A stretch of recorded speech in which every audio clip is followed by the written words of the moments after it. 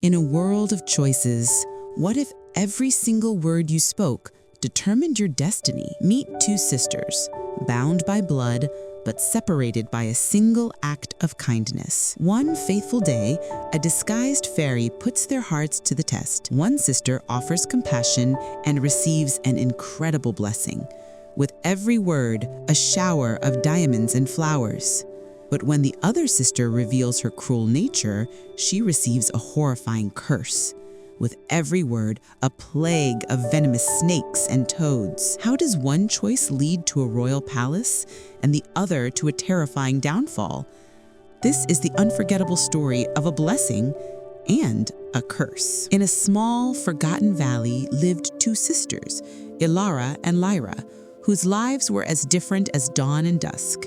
Elara, the younger sister, possessed a rare and simple kindness. Her smile could coax flowers to bloom, and her gentle words soothed even the most troubled souls.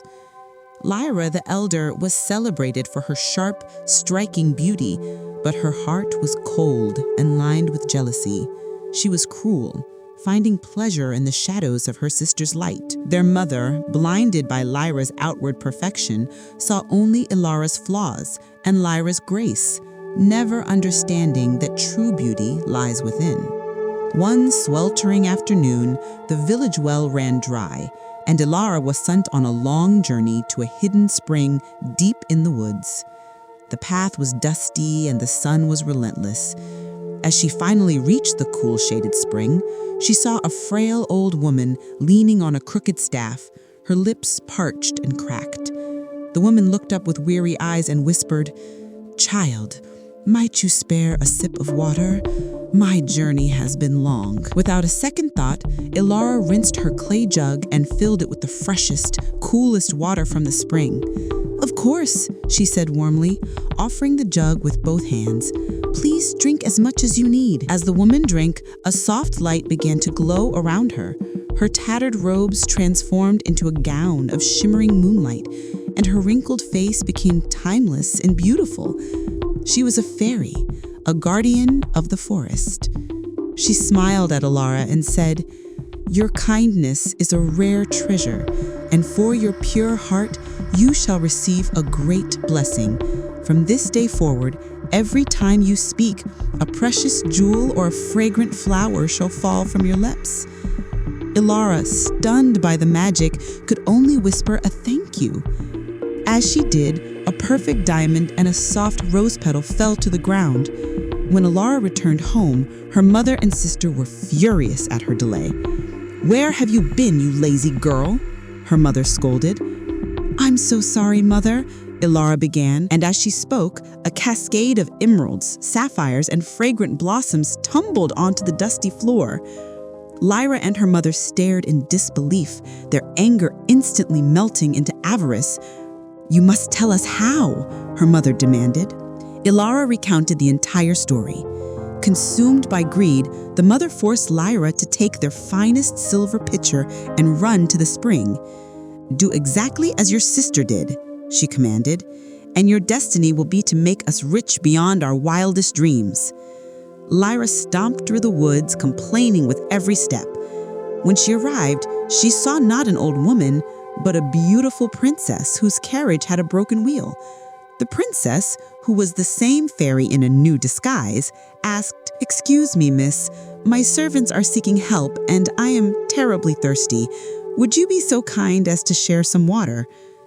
Thinking this was a test of manners, Lyra forced a tight smile. "I suppose," she said rudely, dipping the pitcher and carelessly splashing water on the ground. "Here, but make it quick. I have more important things to do than serve royalty." The princess's form shimmered, and the powerful fairy stood before her once more, her eyes now like chips of ice. "Your words are as ugly as your heart," she declared.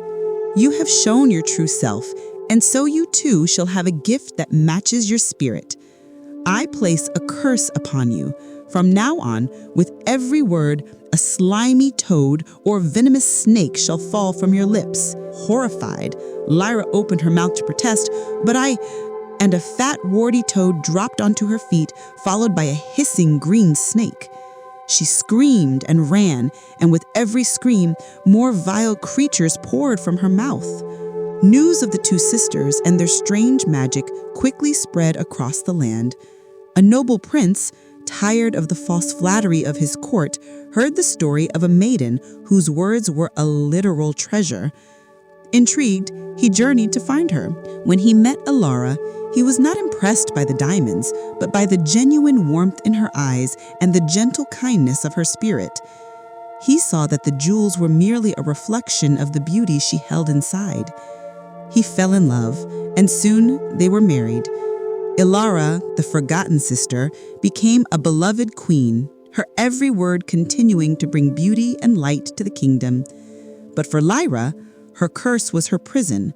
Her own mother, disgusted by the snakes and toads, cast her out. She was forced to live alone in the darkest part of the woods, her bitterness growing with every creature that fell from her lips, a constant reminder of her cruel choice.